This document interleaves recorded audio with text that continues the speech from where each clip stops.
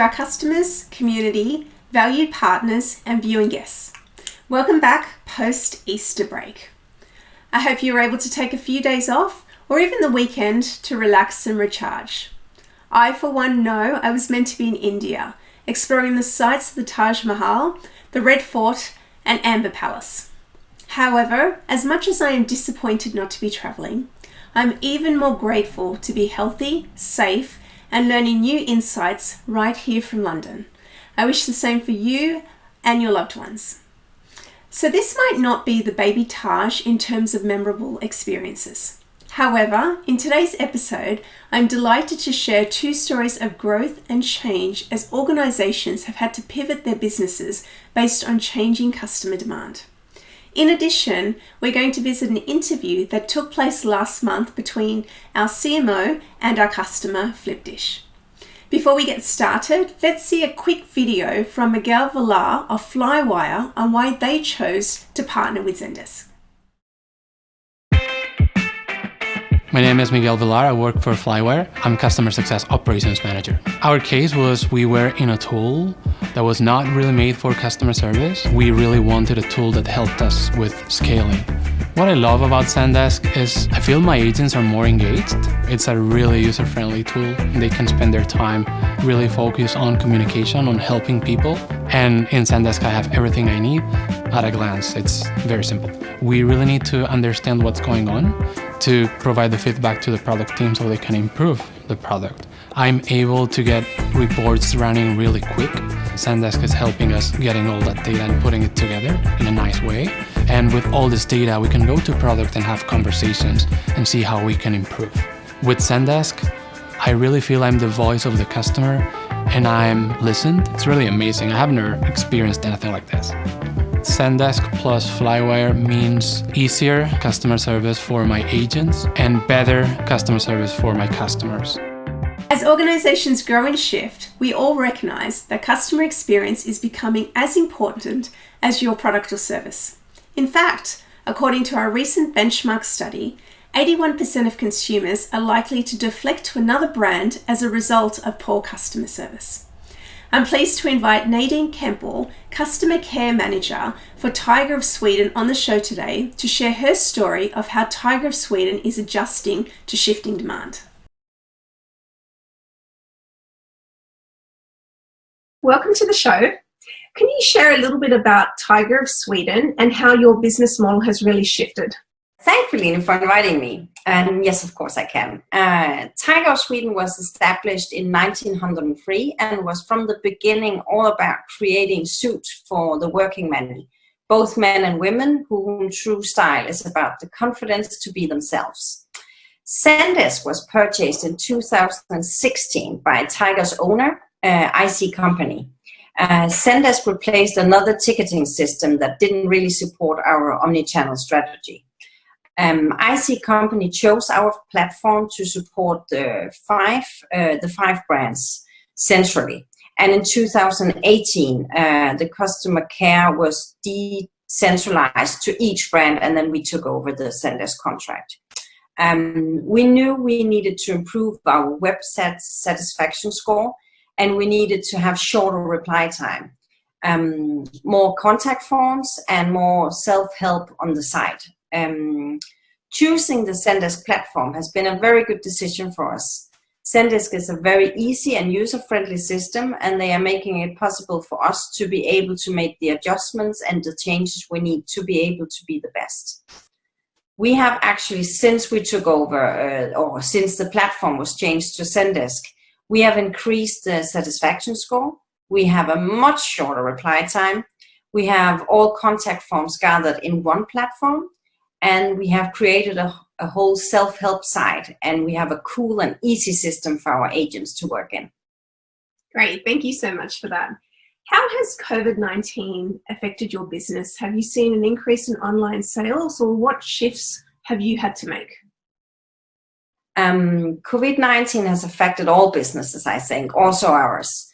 Luckily, the web shop didn't have to close down, and our staff in the warehouse are also able to work and pack all the online orders to our customers.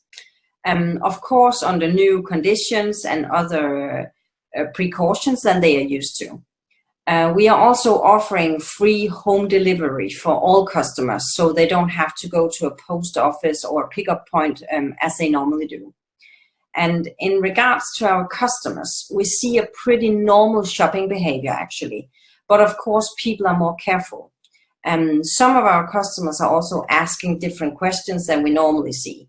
These questions like, how do you handle orders in the warehouse in these corona times? Or does the shipping take longer due to the situation? And the answers for these questions were just added to our help center right away. And now the customers can find these answers for the questions really easy. Actually, we added a whole section about COVID-19 to our help center the day after the close down. That's great. Thank you so much for that thoughtful response. Can you share with us what advice would you give to other companies that are looking to bring their e-commerce site in-house? If I could give any advice for a company with similar goals for their customer service, I would say make sure to build your help center on a platform that can handle all the aspects you want to achieve, especially when market goes through change, and we are seeing now you want a partner that can scale with you and the technology that will support you through that change. Well, thank you so much for joining us today, and wishing you all the best. Thank you. Thank you. Many industries are going through changes and challenges right now. Whether it's the travel industry dealing with an influx of demand for cancelled flights, to online retailers dealing with an increase in online sales of gym and fitness equipment. I'm sure many of you out there can relate to one or both in this example. However, one industry facing demand in another way is grocery retailers, supermarkets and hypermarkets. I'd like to welcome Jean-Philippe of Carrefour, who not only was kind enough to join us, but also had his children join in by creating some notes and slides to add to the flavour of the new realities we live in.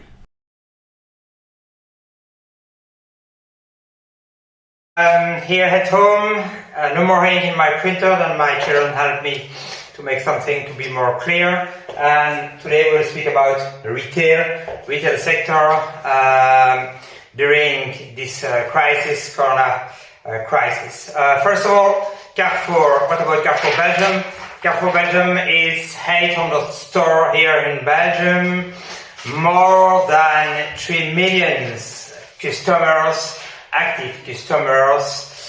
And for our call center, and be sure for the moment, it's a really important department, 35 agents for our customers. But Carrefour is indeed stores, well, as you can see, but also e-commerce. Then we need to handle also the e-commerce requests for e-commerce orders.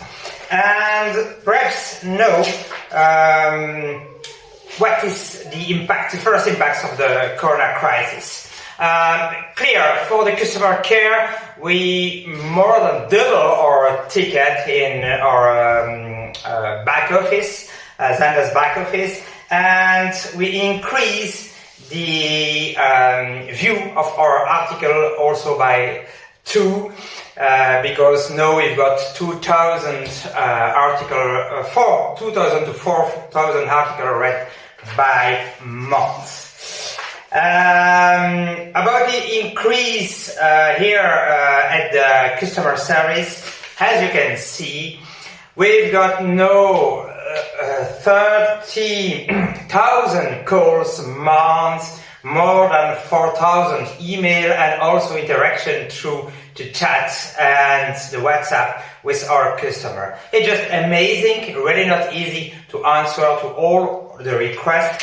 By the way, we try to help our customer during this difficult period. What about the e-commerce? Because there is a direct link between the calls, the interaction with the customer and the e-commerce, because we grow with 3 digits of our orders here since 3 weeks. What we need to do is a better organization, optimize our organization, ensure that our system could support this kind of traffic, and also the communication. Let's speak about the customer care. What can I say? We need to be omnichannel. Only one phone number to call our help center. And a call center is able to answer to all questions, store, but also e-commerce. Data-driven. Why data-driven? It's because we've got all the data in your back office who explain us what are typing the customer, what are searching the customer, what are the requests, and so on. Like that, we can have a focus on the real issue for our customer. What else? Communication. Communication with our customer, but also inside Carrefour, because we need to ensure we've got the right communication to everybody and everybody is aware about the situation. Lesson learned. First lesson learned. Keep calm, of course, and be data-driven, because it's the only solution to see what are the requests of your customer and to have focus on the right point for your customer.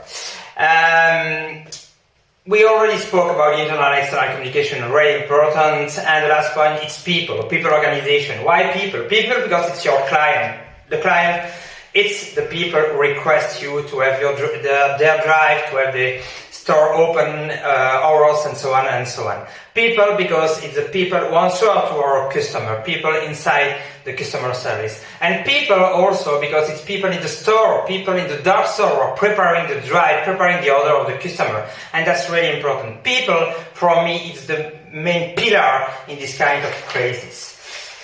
For the rest, take care. Stay safe and keep in touch. We'll speak together soon. With each passing day, we are all needing to pivot. It's no different for our friendly local restaurants. Many have had to take on new roles as takeaway places to continue service during this time. Let's hear an interview between our CMO, Jeff Titterton, and the CEO of Flipdish, Connor McCarthy, on how Flipdish created a business model to help restaurants with takeaway services. So first, tell us about Flipdish. What do you do? So Flipdish provides online ordering systems for restaurants and takeaways, cafes, so in the hospitality business.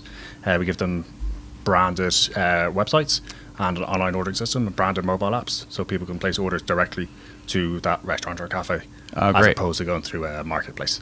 And where are you today in terms of how big you are? Where are you located? What kind of restaurants are you serving? So we serve 1,600 restaurants at the moment. Wow. They're spread across Ireland, the UK, and 12 countries in total.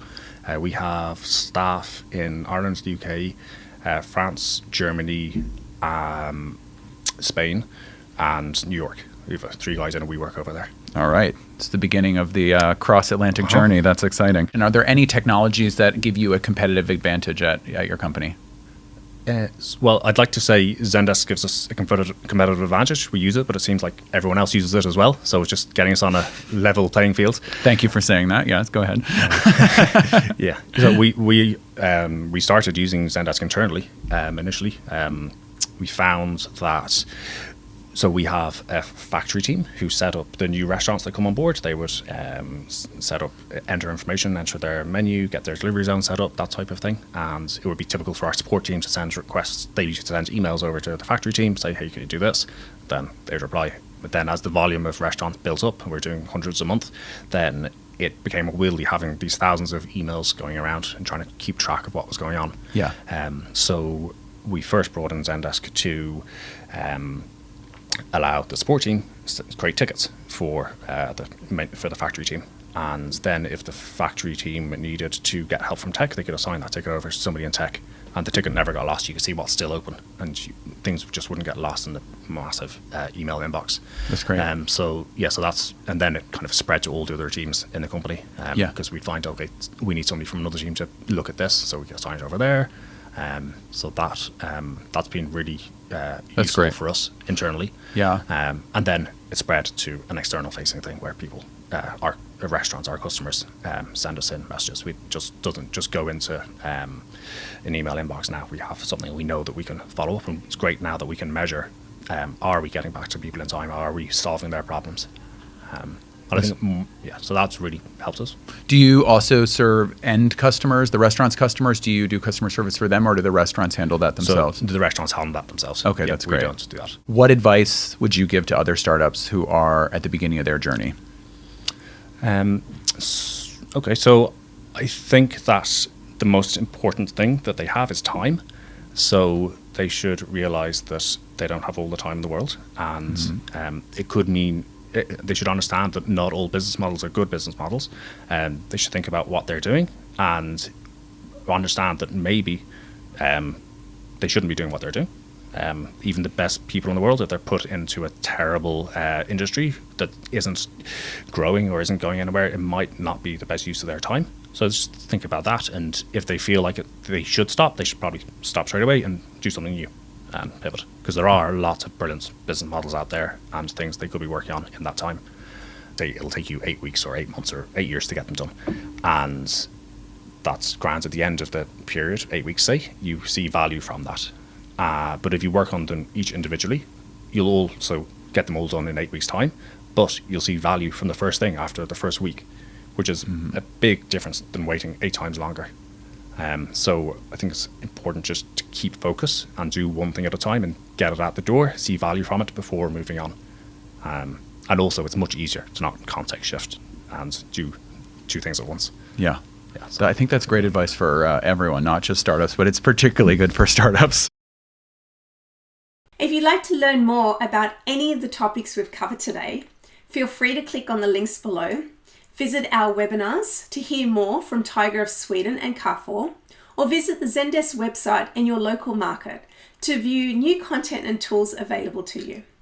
Both Zendesk and our valued partners are here to help you. And if you missed it, check out our Zendesk website to learn more about our remote support bundle, something both Zendesk and our partner community can help you get started with. Tune in on Thursday to hear best practices for internal HR processes and virtual learning during this time. Take care, keep learning, be positive, and stay safe.